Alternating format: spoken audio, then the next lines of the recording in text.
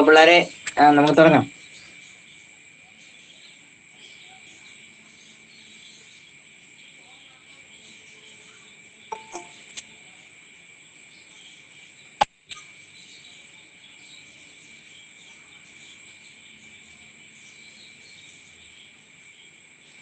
തുടങ്ങാം പിള്ളേരെ.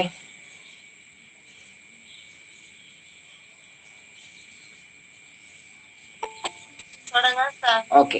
ഇനി ഇപ്പൊ ഗൂഗിൾ മീറ്റിൽ ആര് ജോയിൻ ചെയ്യാൻ ശ്രമിച്ചാലും അവർക്ക് ജോയിൻ ചെയ്യാൻ സാധിക്കുകയില്ല. കാരണം ഞാനിത് ഏതാണ്ട് കൃത്യസമയം കൊടുത്തിട്ടാണ് ഇപ്പം ലിങ്ക് അയക്കുന്നത്. അതുകൊണ്ട് ആ കൃത്യസമയത്ത് ജോയിൻ ചെയ്യാൻ കഴിയാത്തവർ എന്നെ വിളിച്ചിട്ടോ ഒരു ഫലവും ഇല്ല.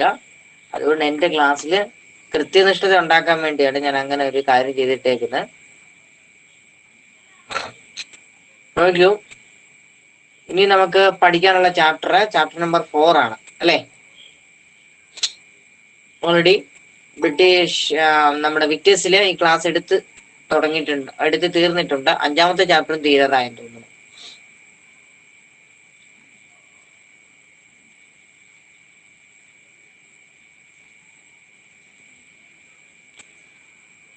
British explosion and resistance. British ചൂഷണവും ചെറുത്തുനിൽപ്പും. ഗൂഗിൾ മീറ്റുകാർക്ക് എന്നെ കാണാൻ പറ്റുന്നുണ്ടല്ലോ അല്ലേ? ഓക്കെ. ബ്രിട്ടീഷ് ചൂഷണവും ചെറുത്തുനിൽപ്പും ആണ് അടുത്ത നമ്മുടെ chapter number 4.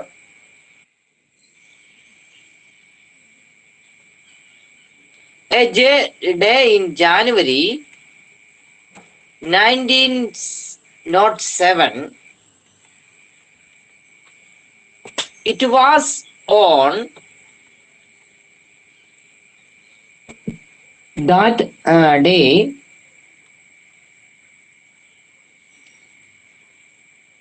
wedding of Bengal's daughter was solemnized. Gangal was a farmer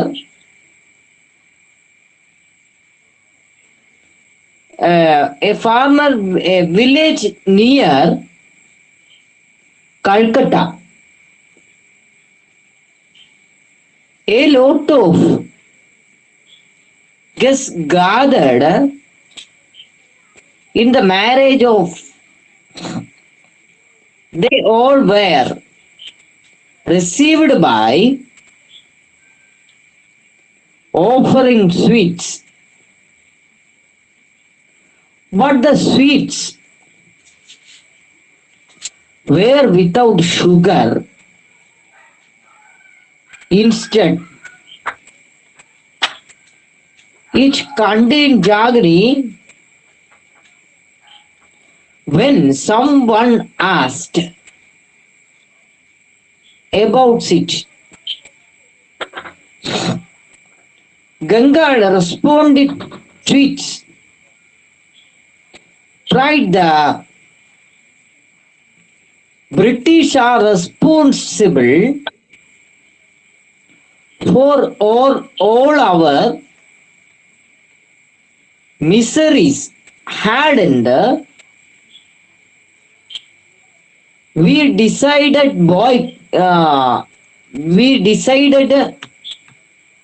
to boycott their products. So I preferred Indian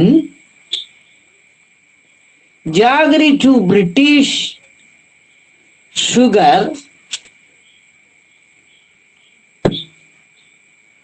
But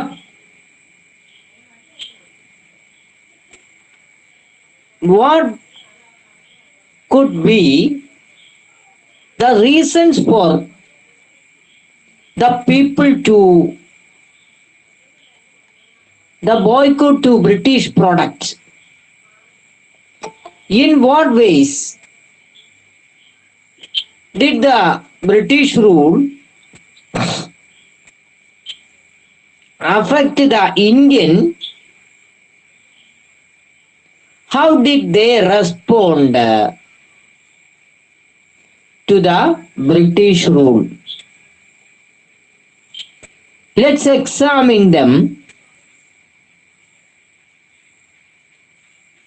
In the previous classes, we have discussed the establishment of the British rule. Why subjugate princely state? British conquered princely state using military forces and diplomatic strategies.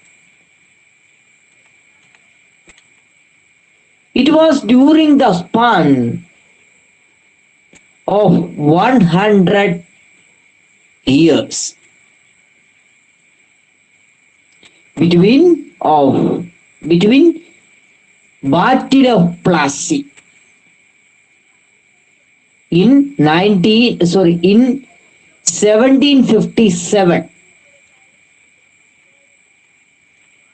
and the First War of Indian Independence in 1857. ഈ 2 വർഷങ്ങൾ not ചെയ്ത് വെക്കണം. 1757 and 1857. What was the causes of 1757? Important of 1757.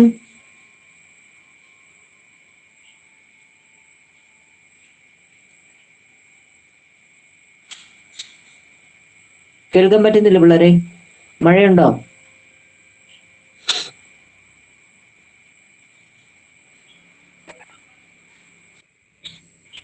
കേൾക്കാൻ പറ്റുന്നില്ല? എന്താണ് 1757 importance? The importance of the Battle of Plassey and 1857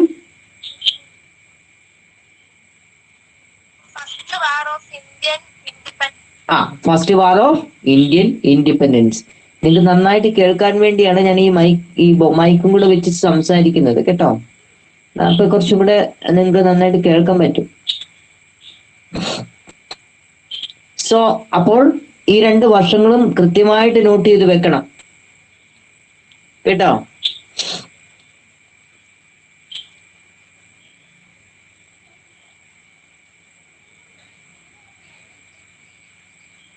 അതായത് ഇവിടെ പറയുന്നത് 1907 ജനുവരിയിലെ ഒരു ദിനമാണ്.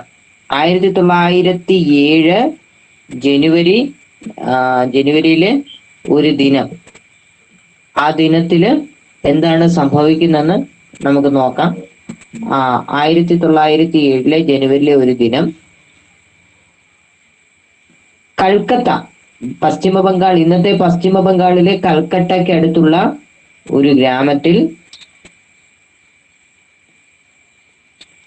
അന്ന് അവിടുത്തെ ബംഗാളിലെ കർഷകനായിട്ടുള്ള ഗാംഗുലിന്റെ വിവാഹമായിരുന്നു.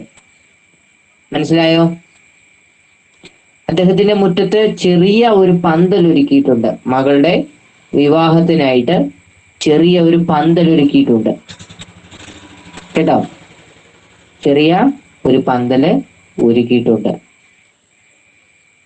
ആ പന്തലില്, അദ്ദേഹത്തിന്റെ വീട്ടിലൊരുക്കിയ ആ ചെറിയ പന്തലില് ധാരാളം ഗസ്റ്റ് അല്ലെങ്കിൽ ഇൻവിറ്റേഴ്സ് ഉണ്ടായിരുന്നു, അതിഥികൾ ഉണ്ടായിരുന്നു. അപ്പൊ അങ്ങനെ വന്ന അതിഥികളെല്ലാം മധുര പലഹാരങ്ങൾ നൽകിയാണ് ഗാംഗുളും അദ്ദേഹത്തിന്റെ ബന്ധുക്കളും സ്വീകരിച്ചത്. അത്തരത്തിലുള്ള മധുര പലഹാരങ്ങൾ അദ്ദേഹം വിതരണം ചെയ്തപ്പോൾ തന്നെ അദ്ദേഹം അതിനകത്ത് പഞ്ചസാര ചേർത്തിരുന്നില്ല. ആ മധുര പലഹാരങ്ങളില് അദ്ദേഹം പഞ്ചസാര ചേർത്തിട്ടുണ്ടായിരുന്നില്ല. മറിച്ച് അദ്ദേഹം ആ മധുര പലഹാരങ്ങളിൽ ഉപയോഗിച്ച മെറ്റീരിയൽ എന്ന് പറയുന്നത് ശർക്കരയായിരുന്നു. പഞ്ചസാരയ്ക്ക് പകരം എന്തായിരുന്നു? ശർക്കരയായിരുന്നു. അപ്പോൾ ഇതിനെപ്പറ്റി ചില ആളുകൾ അന്വേഷിച്ചപ്പോൾ ഗാംഗുൽ അതിനെപ്പറ്റി പറഞ്ഞത്, ബ്രിട്ടീഷുകാരാണ് നമ്മുടെ ഈ ദുരിതങ്ങൾക്കെല്ലാം കാരണഭൂതരായിട്ടുള്ള ആളുകൾ. നമ്മൾ ഇന്ന് അനുഭവിക്കുന്ന ഈ ദുരിതങ്ങൾക്കെല്ലാം കാരണക്കാർ ബ്രിട്ടീഷുകാരാണ്.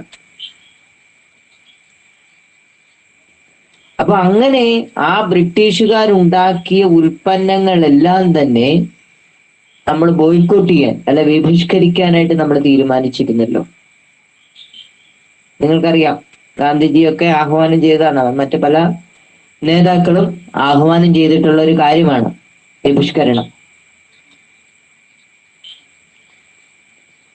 അപ്പൊ അതുകൊണ്ട് തന്നെയാണ് അദ്ദേഹം എന്ത് ചെയ്തത്? അതുകൊണ്ട് തന്നെയാണ് അദ്ദേഹം ബ്രിട്ടീഷ് ഉൽപ്പന്നങ്ങള് ബഹിഷ്കരിച്ചത്, ബോയ്ക്കോട്ട് ചെയ്തത്. ഓക്കെ, അതിന് പകരമായിട്ട് അദ്ദേഹം ഉപയോഗിച്ചത് ഇന്ത്യയുടെ ഉൽപ്പന്നമായിട്ടുള്ള ശർക്കരയാണ്. പണ്ടുകാലങ്ങളിലൊക്കെ മധുര പലഹാരങ്ങളിലൊക്കെ ചേർത്തിരുന്നത് ശർക്കരയാണ്, അല്ലേ?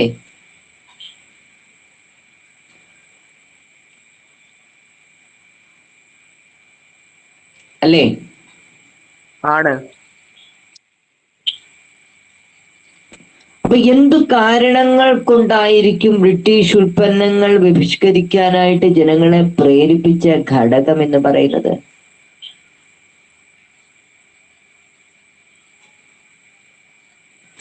ബ്രിട്ടീഷുകാരുടെ ബ്രിട്ടീഷ് ഭരണം ഇന്ത്യൻ ജനതയെ എങ്ങനെ ബാധിച്ചു എന്നൊക്കെയാണ് നമ്മൾ ഈ ചാപ്റ്ററിൽ ചർച്ച ചെയ്യാൻ പോകുന്നത്. അതേപോലെ തന്നെ ഇന്ത്യയിലെ ജനങ്ങൾ എപ്രകാരമാണ് ബ്രിട്ടീഷ് ഭരണത്തോട് റെസ്പോണ്ട് ചെയ്തത്, അല്ലെ പ്രതികരിച്ചത്, ഇവയൊക്കെ നമുക്ക് ഒന്ന് പരിശോധിക്കാം.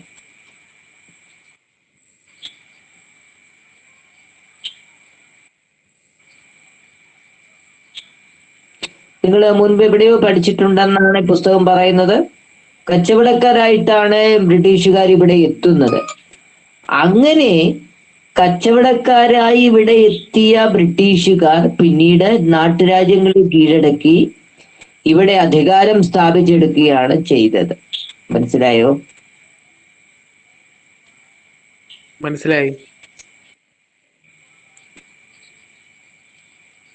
അവരെപ്രകാരമാണ് നാട്ടുരാജ്യങ്ങളെ കീഴടക്കിയത്? മിലിറ്ററി പവറിലൂടെയും അതേപോലെ അലൈസിലൂടെയൊക്കെയാണ്.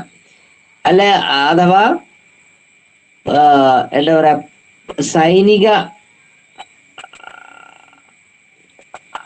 സൈനിക അട്ടിമറിയിലൂടെയും അതേപോലെ തന്നെ സഖ്യങ്ങളിലൂടെയൊക്കെയാണ് അവര് ബ്രസീലി സ്റ്റേറ്റിനെ കീഴടക്കിയത്.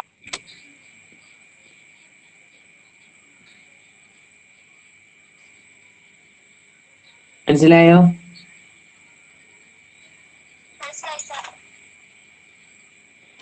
ബ്രിട്ടീഷുകാരുടെ ഭരണത്തിന് കീഴിൽ ഇന്ത്യൻ ഉപഭൂഖണ്ഡത്തിലെ മിക്ക പ്രദേശങ്ങളും എത്തിപ്പെടാൻ ഏതാണ്ട് 100 വർഷമെടുത്തു. അവ യഥാക്രമം 1757 പ്ലാസി യുദ്ധത്തിൽ തുടങ്ങി 1857 ഒന്നാം സ്വാതന്ത്ര്യ സമരം എന്ന് ഇന്ത്യൻ ദേശീയവാദികൾ വിളിക്കുകയും ബ്രിട്ടീഷുകാർ അതിനെ ശിപ്പായി ലഹള എന്ന്, സിപ്പോയ് മ്യൂട്ടണി എന്ന് പറഞ്ഞുകൊണ്ട് എഴുതിത്തള്ളുകയും ചെയ്തിട്ടുള്ള ഒന്നാം സ്വാതന്ത്ര്യ സമരം എന്ന് ഇന്ത്യൻ ദേശീയവാദികളൊക്കെ തന്നെ വിളിക്കുന്ന ഒന്നാം സ്വാതന്ത്ര്യ സമരം വരെ ആ ഒരു കാലഘട്ടത്തിലാണ് ഇന്ത്യൻ ഉപഭൂഖണ്ഡത്തിന്റെ മിക്ക പ്രദേശങ്ങളും ബ്രിട്ടീഷുകാർ കൈയടക്കുന്നത്. മനസ്സിലായോ? 1757 മുതൽ 1857 വരെ 17 1757 to 1857. 1757 പ്ലാസി യുദ്ധമാണ്. ബംഗാൾ നവാബായിരുന്ന സിറാജ് ഉദ്ദൗളയെ പരാജയപ്പെടുത്തിക്കൊണ്ടാണ് ബംഗാൾ പിടിച്ചെടുക്കുന്നത്.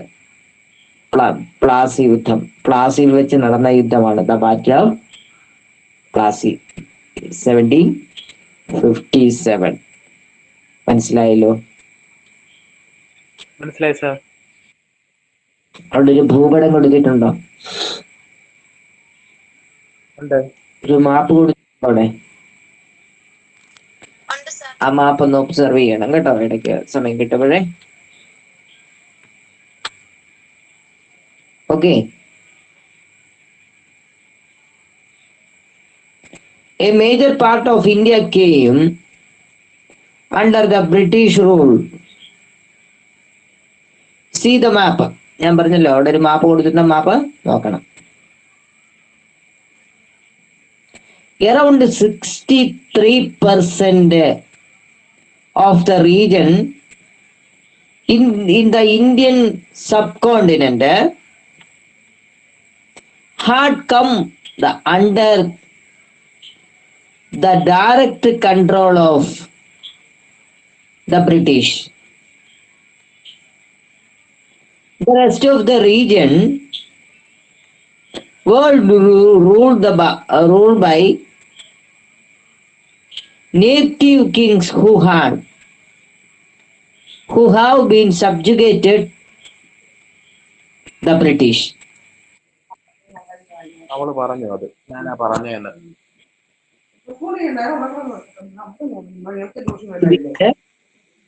ചെയ്ത് വെക്കുക.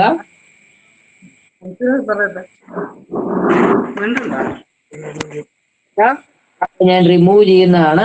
ടീച്ച്മെന്റിൽ ആരും അൺമ്യൂട്ട് ചെയ്തിരിപ്പുണ്ട്. ദയവേത് എത്രയും പെട്ടെന്ന് മ്യൂട്ട് ചെയ്യുക.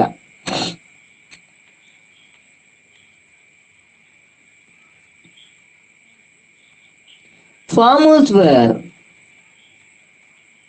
one of the immediate victims of the British rule. It was the land revenue implemented by the British that destroyed the backbone of the farmers. The aim of their tax policy was to maximize the income. The land revenue system implemented in various regions under the British rule was the different. The following table shows the British land revenue systems in India.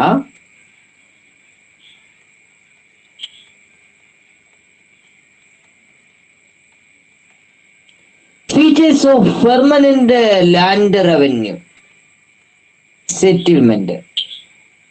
നോക്കാം. അതായത്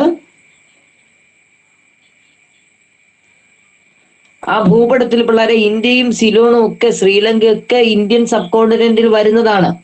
Indian ഉപഭൂഖണ്ഡത്തിൽ വരുന്നതാണ്. ശ്രീലങ്കയുടെ ഒക്കെ ഭൂപടത്തിൽ കൊടുത്തിട്ടുണ്ട് കേട്ടോ.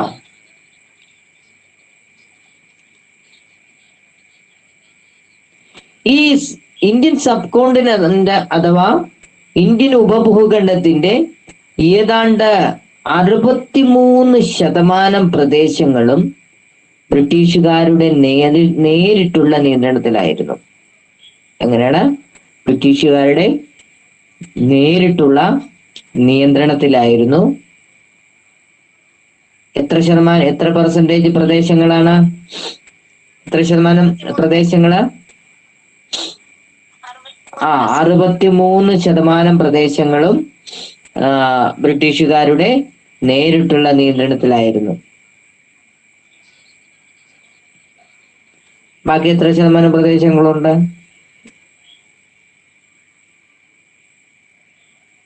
33% അല്ലേ?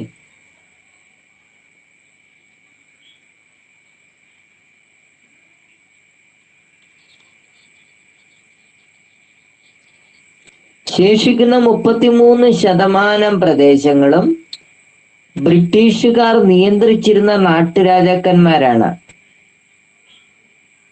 ജീവൻ ഉണ്ടോ എന്ന് ചോദിച്ചാൽ ഉണ്ട്, ഇല്ല എന്ന് ചോദിച്ചാൽ ഇല്ല. കാരണം എന്താ? അധികാരമുണ്ട്, പക്ഷെ അധികാരത്തെ നിയന്ത്രിക്കുന്നത് ആരായിരിക്കും? ബ്രിട്ടീഷുകാര് ആയിരിക്കും. അവര് പറയുന്നത് പോലെ മാത്രമേ രാജാവിന് പ്രവർത്തിക്കാൻ സാധിക്കുകയുള്ളൂ. രാജാവിന് അധികാരമുണ്ടോ എന്ന് ചോദിച്ചാൽ അധികാരമുണ്ട്. അത് ശരിക്കും സാങ്കല്പികമായ അധികാരം മാത്രമാണ്. മറിച്ച് അധികാരത്തിന്റെ ആ ഒരു അധികാരം അനുഭവിക്കുന്നത് മുഴുവൻ ശരിക്കും ബ്രിട്ടീഷുകാരാണ്. അത്തരത്തിലുള്ള ഒരു പ്രദേശമായിരുന്നു നമ്മുടെ കേരളത്തിലെ തിരുവിതാംകൂർ. മനസ്സിലായോ?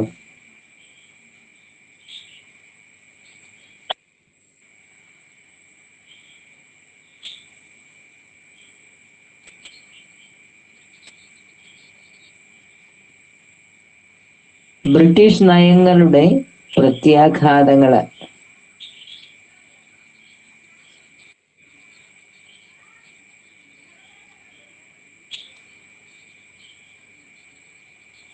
നോക്കിയോ. ഫീച്ചേഴ്സ് ഓഫ് അത് നമുക്ക് നോക്കാം.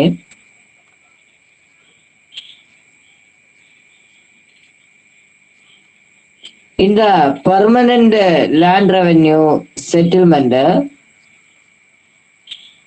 the tax was collected the Samandas.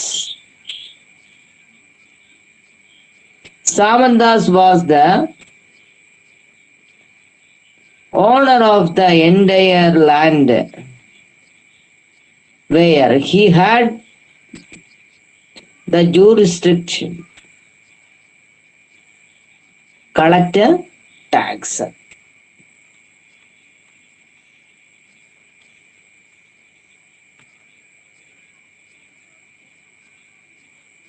While the Samantas became the owners of the land, the actual farmers became tenants. Farmers too pay up to 60% of the yield as tax. Tax was to be paid even as the time of poor yield. The tax was to be paid in cash, strictly before the cut of the date. Before introducing this system, arts could be paid in kind.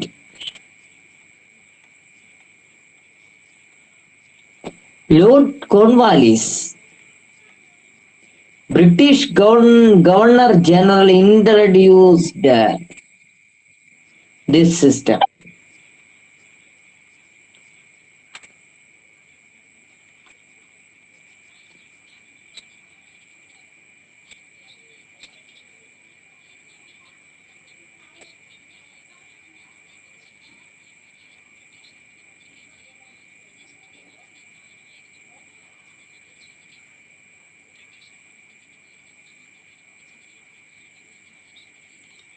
അപ്പൊ ഈ British ആധിപത്യത്തിന്റെ ദുരിതം ആ അവരുടെ എക്സ്പ്ലോഷനിന്റെ ഭാഗവാക്കായ ആദ്യത്തെ വിഭാഗം എന്ന് പറയുന്നത് farmers ആയിരുന്നു, അല്ലെങ്കിൽ കർഷകരായിരുന്നു.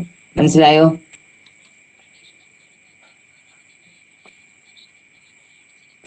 അപ്പൊ കർഷകരുടെ ഈ ദുരിതത്തിന് കാരണമായി തീർന്ന ഒരു ഘടകം എന്ന് പറയുന്നത് ബ്രിട്ടീഷുകാർ നടപ്പിലാക്കിയ ഭൂനികുതി നയങ്ങളാണ്. മനസ്സിലായോ? അവരുടെ ഭൂനികുതി നയങ്ങളാണ് ഈ അവരുടെ കർഷകരുടെ ദുരിതത്തിന് കാരണമായി തീർന്നത്. അപ്പോൾ ഈ നികുതി നയത്തിന്റെ ഒരു ലക്ഷ്യം എന്ന് പറയുന്നത്, എയിം എന്ന് പറയുന്നത് പരമാവധി ലാഭമുണ്ടാക്കുക, മാക്സിമം പ്രോഫിറ്റ് ഉണ്ടാക്കുക എന്നതായിരുന്നു അവരുടെ, അല്ലെങ്കിൽ ഈ നികുതി നയത്തിന്റെ ഒരു പ്രധാനപ്പെട്ട ലക്ഷ്യം എന്ന് പറയുന്നത്. Are you understand?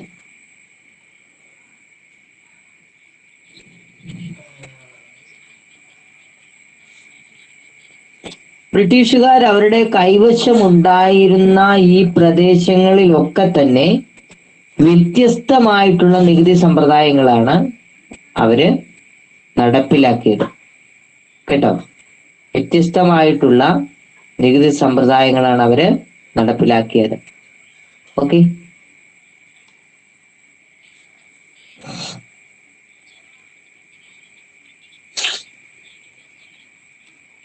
ഇനിയും ബ്രിട്ടീഷ് ഭൂനികുതി നയങ്ങൾ നമ്മളെ ഇപ്പൊ പറഞ്ഞു, അത് ഏതൊക്കെയാണെന്ന് നോക്കാം.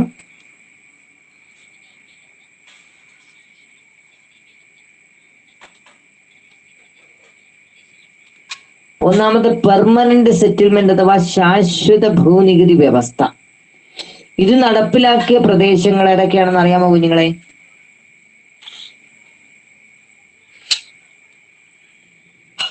അറിയാമോ?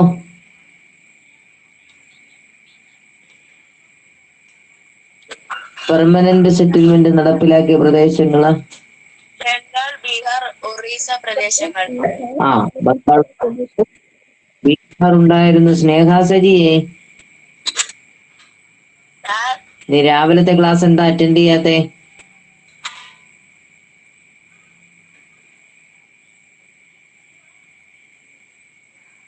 ഞാൻ യൂട്യൂബിൽ പോയി കാണുന്നുണ്ട് ക്ലാസ്.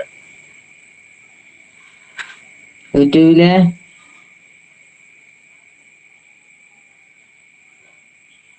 പേര് എഴുതിയിടണം കേട്ടോ.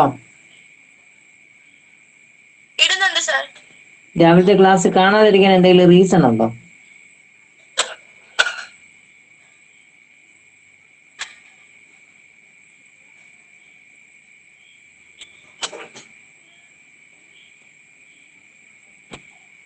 ഓക്കെ. സോ അപ്പൊ ബംഗാൾ ഉണ്ട്, ബീഹാർ ഉണ്ട് അല്ലേ? ഇനിയുണ്ടല്ലോ വേറെ പ്രദേശങ്ങളും ഉണ്ടല്ലോ.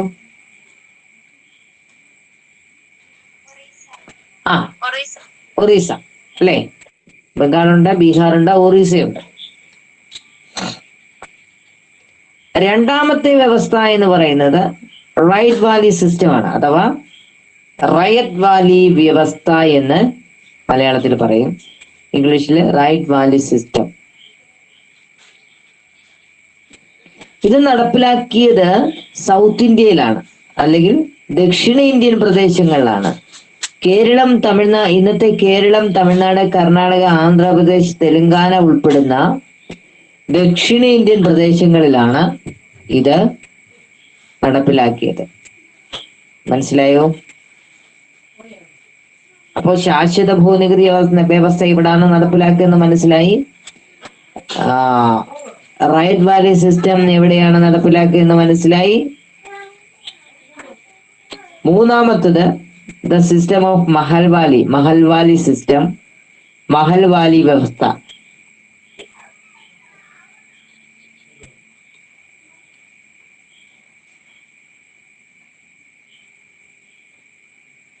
നോർത്ത് വെസ്റ്റ് ഫ്രോണ്ടിയർ അഥവാ വടക്ക് പടിഞ്ഞാറൻ പ്രവിശ്യകളിലാണ്, വടക്ക് പടിഞ്ഞാറൻ സംസ്ഥാനങ്ങളിലാണ് ഈ വ്യവസ്ഥ നടപ്പിലാക്കിയത്. ഏത് വ്യവസ്ഥയാണ്?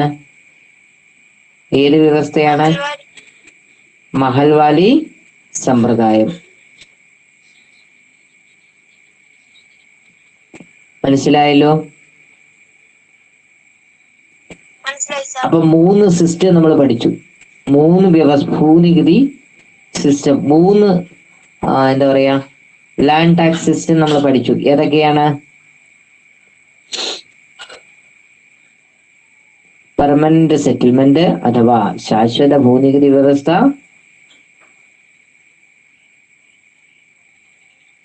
രണ്ടാമത്തത് റൈറ്റ് വാലി സിസ്റ്റം, മൂന്നാമത്തത് മഹൽവാലി സിസ്റ്റം. ഇതെവിടെയൊക്കെയാണെന്നും ഓർത്തിരിക്കണം. ശാശ്വത ഭൂനികുതി വ്യവസ്ഥ ബംഗാൾ, ബീഹാർ, ഒറീസ. മഹൽവാലി റൈറ്റ് വാലി സമ്പ്രദായം തെക്കേ ഇന്ത്യ അഥവാ ദക്ഷിണേന്ത്യ. അതേപോലെ തന്നെ മഹൽവാലി സമ്പ്രദായം വടക്ക് പടിഞ്ഞാറൻ സംസ്ഥാനങ്ങൾ. ഓക്കെ, മനസ്സിലായല്ലോ?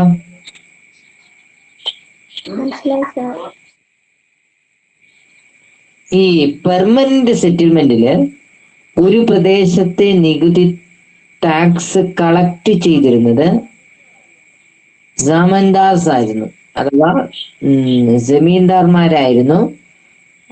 ശാശ്വത ഭൂനികുതി വ്യവസ്ഥയിൽ അല്ലെങ്കിൽ പെർമനന്റ് സെറ്റിൽമെന്റില് നികുതികൾ ഒരു പ്രദേശത്തിന്റെ നികുതികളെ പിരിച്ചെടുത്തിരുന്നത് ജമീന്ദാർമാരായിരുന്നു.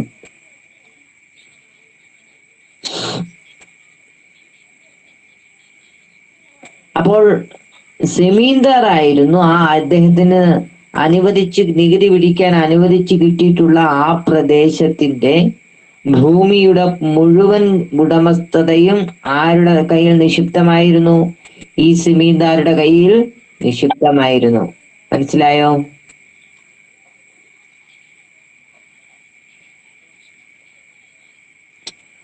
അപ്പോൾ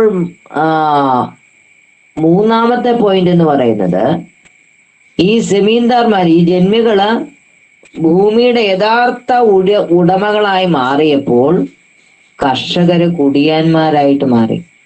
അവരുടെ കീഴിൽ പണിയെടുക്കുന്ന ജോലിക്കാരായിട്ട് മാറി. മനസ്സിലായോ? കർഷകരാരായിട്ട് മാറി? ജമീന്ദാർമാരുടെ കീഴിൽ പണിയെടുക്കുന്ന ജോലിക്കാരായിട്ട് മാറി.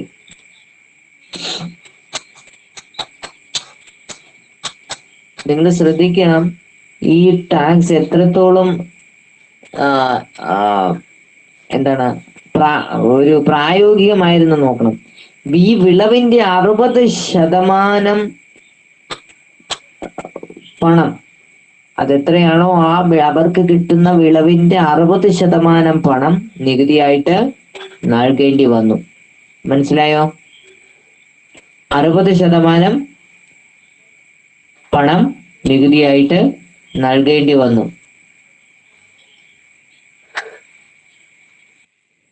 ഏറ്റവും പ്രധാനപ്പെട്ട ഒരു കാര്യം ശ്രദ്ധിക്കുക. ഇപ്പോൾ നമ്മളെല്ലാവരും കൂടി ഒരു വാഴകൃഷി നടത്തി. ഞാനും 9 ഏക്കാരും 9 ഡീക്കാരും ഞങ്ങള് ഒരു വാഴകൃഷി നടത്തി.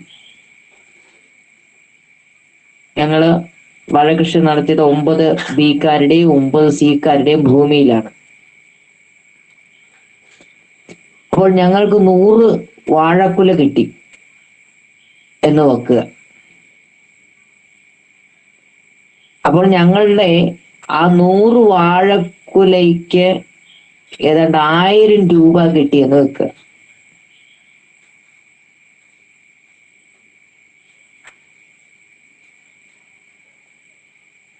ആ 1000 രൂപയുടെ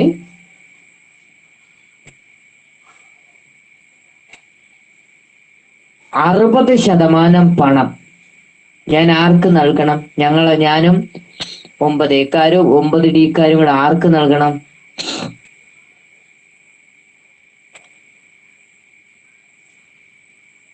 ആർക്ക് നൽകണം?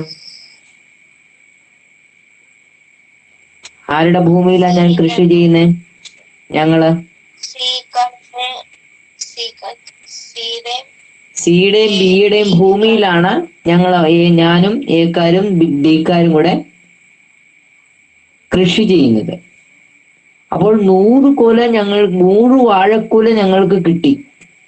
അപ്പോൾ അതിൽ 60 വാഴക്കുല നിങ്ങൾക്ക് ഞങ്ങൾ തരണം. ബാക്കി ഞങ്ങൾക്ക് എന്തുകൊണ്ട് 40 വാഴക്കുലയാണുള്ളത്, അല്ലേ? ഈ 40 വാഴക്കുല കിട്ടാൻ ഞങ്ങളുടെ അധ്വാനത്തിന്റെ പകുതി പണം പോലും ഞങ്ങൾക്ക് കിട്ടില്ല. അധ്വാനിച്ചത് മുഴുവൻ ഞങ്ങളും അതിന്റെ 3/4 പങ്ക് ഭാഗം അനുഭവം നിങ്ങൾക്കും. മനസ്സിലായോ? ഇതാണ് ഇവിടെ സംഭവിച്ചുകൊണ്ടിരുന്നത് അക്കാലത്ത്.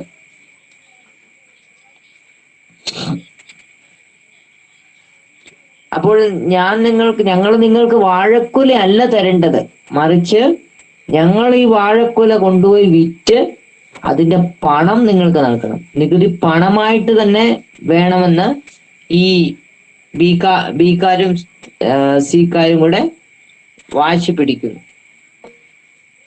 മനസ്സിലായോ? നികുതി എങ്ങനെ വേണമെന്നാണ്? പണമായിട്ട് തന്നെ വേണം എന്ന് പറയുന്നു. ഓക്കെ, പണമായിട്ട് തന്നെ നികുതി വേണമെന്നാണ് അവര് പറയുന്നത്. മനസ്സിലായോ? നികുതി പണമായിട്ട് തന്നെ വേണം.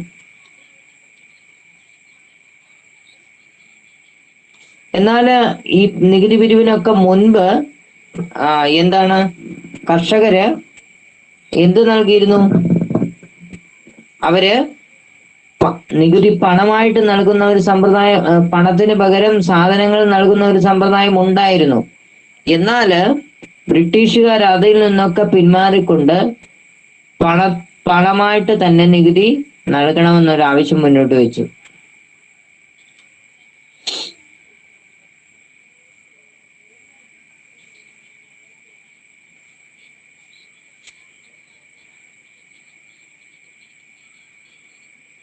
അപ്പോൾ പെർമനന്റ് സെറ്റിൽമെന്റ് മനസ്സിലായോ? ശാശ്വത ഭൂനികുതി വ്യവസ്ഥ എന്താണെന്നും അതിലെ വ്യവസ്ഥകൾ 6 വ്യവസ്ഥകളുണ്ട്. 6 വ്യവസ്ഥകളും നാളെ ഞാൻ ചോദിക്കും. നാളെ രാവിലെ ക്ലാസ് ഉണ്ട്, പക്ഷെ നാളെ അല്ല. സോ പിന്നെ വെള്ളിയാഴ്ച ഇല്ല നമുക്കുള്ളത്. അപ്പോൾ വെള്ളിയാഴ്ച ഞാൻ നിങ്ങളോട് ശാശ്വത ഭൂനികുതി വ്യവസ്ഥയിലെ 6 വ്യവസ്ഥകൾ എന്താണെന്ന് ചോദിക്കും. എല്ലാവരും പഠിച്ചു വെച്ചേക്കണം. മനസ്സിലായോ?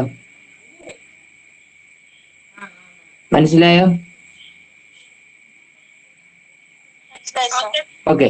അപ്പൊ റൈറ്റ് വാലി സമ്പ്രദായം എവിടാണ് നടപ്പിലാക്കിയത്? റൈറ്റ് വാലി സൗത്ത് ഇന്ത്യൻ റീജിയനിലാണ്, അല്ലെങ്കിൽ ദക്ഷിണേന്ത്യൻ ഭാഗത്താണ് റൈറ്റ് വാലി സമ്പ്രദായം നടപ്പിലാക്കിയത്.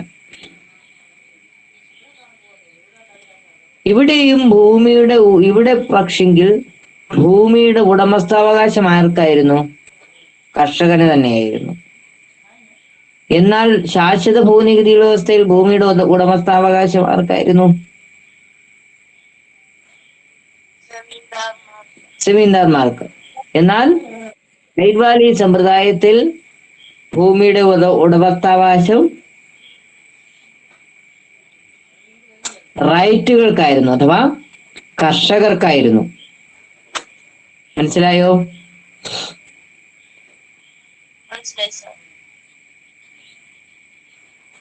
പക്ഷേ അവിടെയും ഉണ്ടൊരു പ്രശ്നം. നികുതി നൽകണമായിരുന്നു. അമിതമായിട്ടുള്ള നികുതി ഉള്ളത് കൊണ്ട് കർഷകരെല്ലാം തന്നെ ദുരിതത്തിലായി തീർന്നു.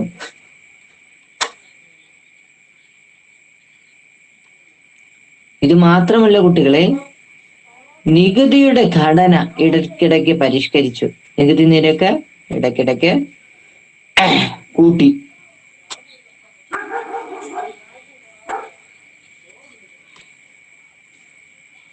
മറിച്ച് നോർത്ത് വെസ്റ്റ് ഫ്രോണ്ടിയറിൽ നടപ്പിലാക്കിയ മഹൽവാലി സമ്പ്രദായത്തിൽ നികുതി പിരിവ് നടത്തിയിരുന്നത് ആരായിരുന്നു?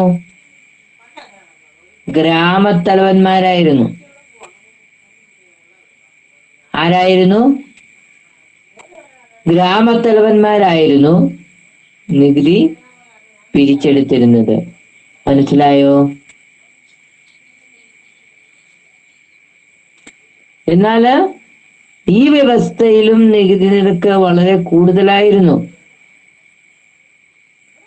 മനസ്സിലായോ? വളരെ കൂടുതലായിരുന്നു.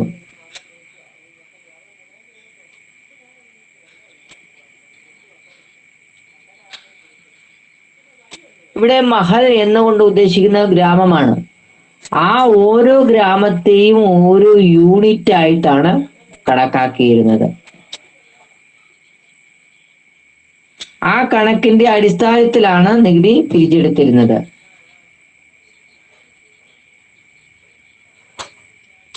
മനസ്സിലായല്ലോ?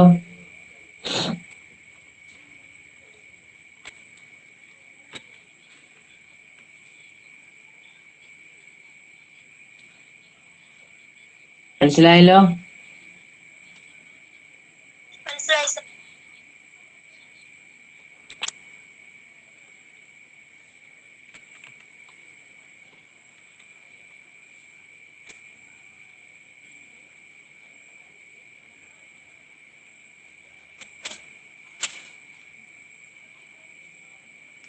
The ownership of land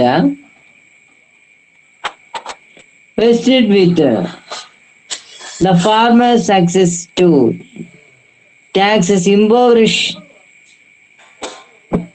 Furthermore,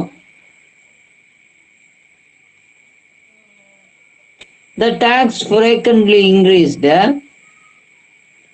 Village headman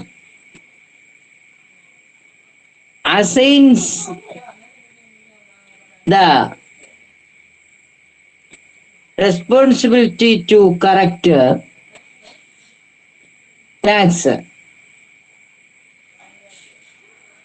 Tax rate was excessive.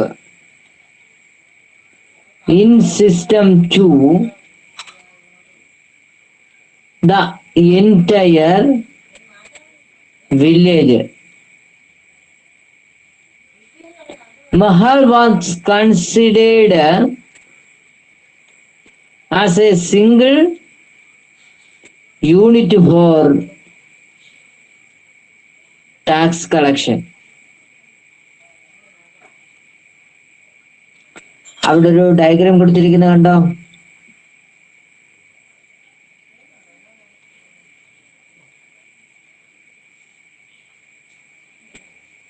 The features of permanent settlement. സമയം എത്രയായി പിള്ളേരെ? 8:58.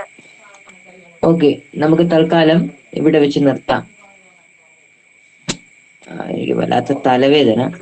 സോ നമുക്ക് ഇവിടെ കൊണ്ട് നിർത്താം. നാളെ രാവിലെ നമ്മള് ഫീച്ചേഴ്സ്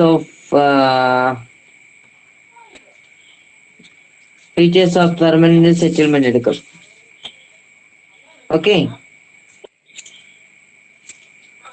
ഓക്കെ സാർ. ഓക്കെ. നാളെ നിങ്ങളൊരു കാര്യം ശ്രദ്ധിക്കുക. ലിങ്ക് ഇട്ട് ഞാൻ പറയുന്ന സമയത്തിനകം ജോയിൻ ചെയ്തില്ല എങ്കിൽ പിന്നെ നിങ്ങൾക്ക് ആ ക്ലാസ്സിന് ജോയിൻ ചെയ്യാനേ കഴിയില്ല. അതുകൊണ്ട് പറയുന്ന സമയക്രമം കൃത്യമായിട്ട് എല്ലാവരും പാലിക്കണം. മനസ്സിലായോ? സമയക്രമം കൃത്യമായിട്ട് പാലിച്ചില്ല എങ്കിൽ നിങ്ങൾക്ക് ആ ക്ലാസ്സിന് കയറാനായിട്ട് കഴിയത്തില്ല. അതുകൊണ്ട് എല്ലാവരും കൃത്യമായിട്ട് സമയക്രമം പാലിക്കേണ്ടതാണ്. സോ അപ്പൊ നമുക്ക് ഇന്ന് പിരിയാം. ഓക്കെ, പോകരുത്. ടീച്ച്മെന്റുകാര് ആരെങ്കിലും ഒരാളെ നിന്നിട്ട് ബാക്കിയുള്ളവരെല്ലാം പൊയ്ക്കോളൂ. നിങ്ങൾ ഗൂഗിൾ മീറ്റുകാർ ഞാൻ പേര് വിളിക്കുന്നവര് പോവുക. ലെഫ്റ്റ് ചെയ്ത് പോവുക ഗൂഗിൾ മീറ്റുകാര്.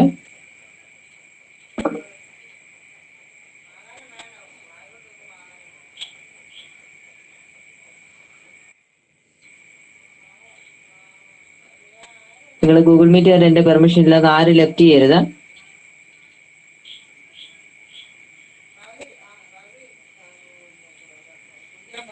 ഗൂഗിൾ മീറ്റ് വരെ എന്റെ അനുവാദമില്ലാതെ ലെഫ്റ്റ് ചെയ്യരുത്.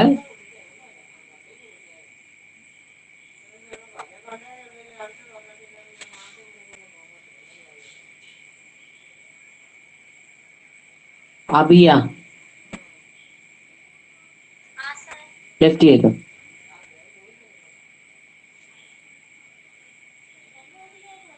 ആദിത്യ ലെഫ്റ്റ് ചെയ്തു.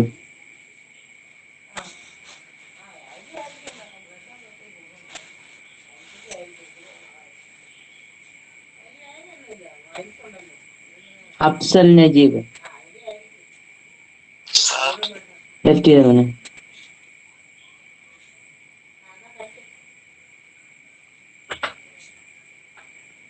അമൽ sorry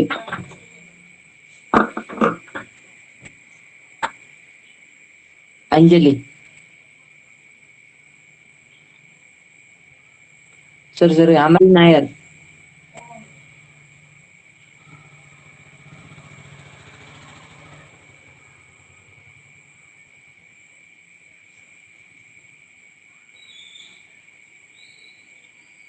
Akash V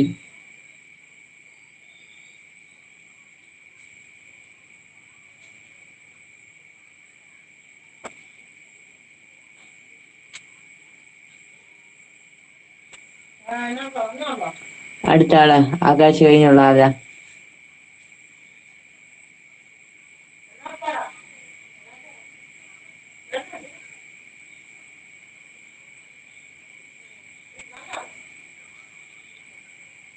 Akash Kumar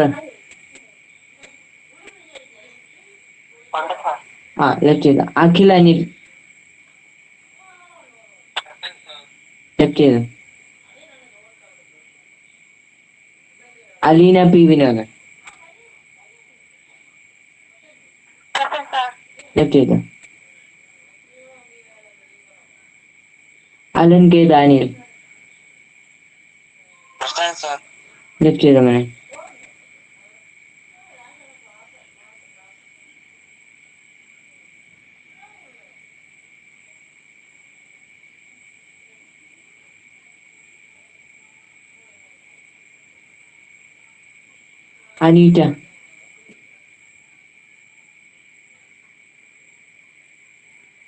Aneeta grace Abraham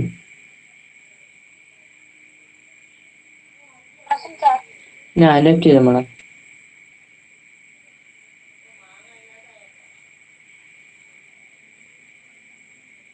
Anila Anju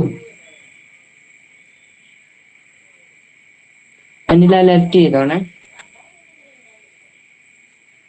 അഞ്ചു ലെഫ്റ്റ് ചെയ്തോ. അർജുൻ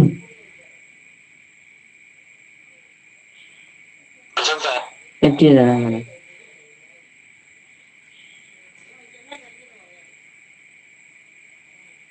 അൻസിലൈസ് ലെഫ്റ്റ് ചെയ്തോ. അനു മേരി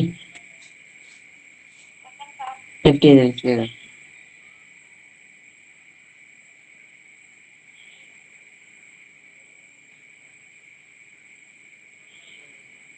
ആർദ്ര രാജു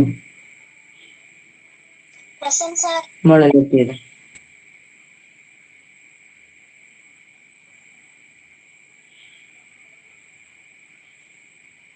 ആഷ്ലി ഷിബു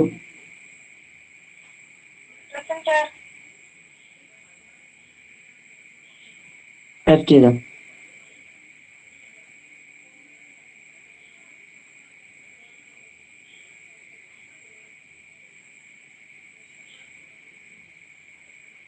അശ്വിന സനൽ ദിൽജിത്ത് രാജേഷ് നിങ്ങൾ രണ്ടുപേരും ലെഫ്റ്റ് ചെയ്തോ.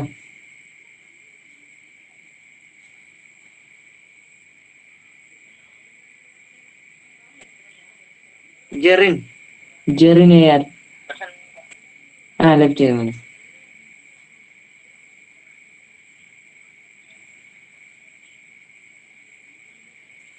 Jyothika Jayan Present, sir. Left ചെയ്ത് മോളെ.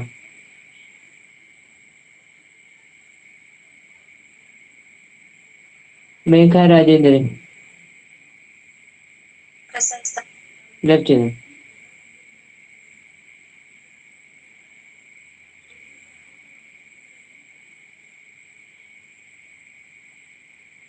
Muhammad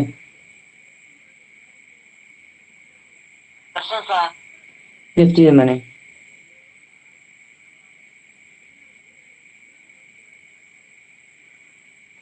Muhasina Present, sir. Left ചെയ്ത് മോളെ.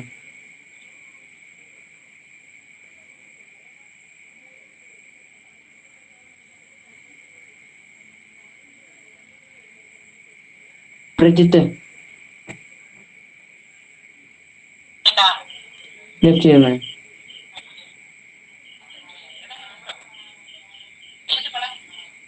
Rahul T R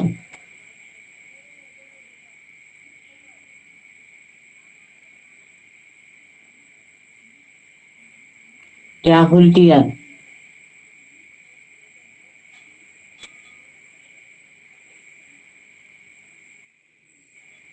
Sabil Mathew Sabil Mathew Present, sir. Present, sir. രണ്ടുപേരും ലെഫ്റ്റ്.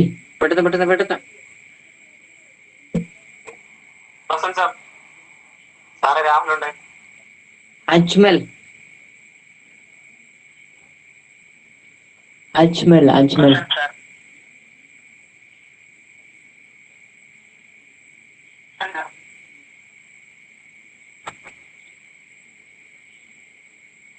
ഓക്കെ. അപ്പം ശരി. ഓക്കെ. സാറേ സ്നേഹാസനുണ്ട്. എന്നെ കാണുന്നില്ലല്ലോ, കാണിക്കുന്നില്ലല്ലോ മോളെ അതിനകത്ത്. ഞാനുണ്ട് സാറേ. നീ ഉണ്ട്, പക്ഷെ എനിക്ക് കാണാൻ പറ്റുന്നില്ല. ഓക്കെ, കണ്ടു കണ്ടു. സ്നേഹാസിറ്റി. എന്റെ പേര് എഴുതിയിട്ടുണ്ട്, sir. ഓക്കെ, ഏറ്റവും അടിയിലടി സ്ക്രോൾ ചെയ്തിട്ട് വരുന്നില്ലായിരുന്നു. സോ കണ്ടു കണ്ടു ഞാൻ കണ്ടു. Okay. Okay, sir. ഓക്കെ, ടീച്ച്മെന്റുകാരെ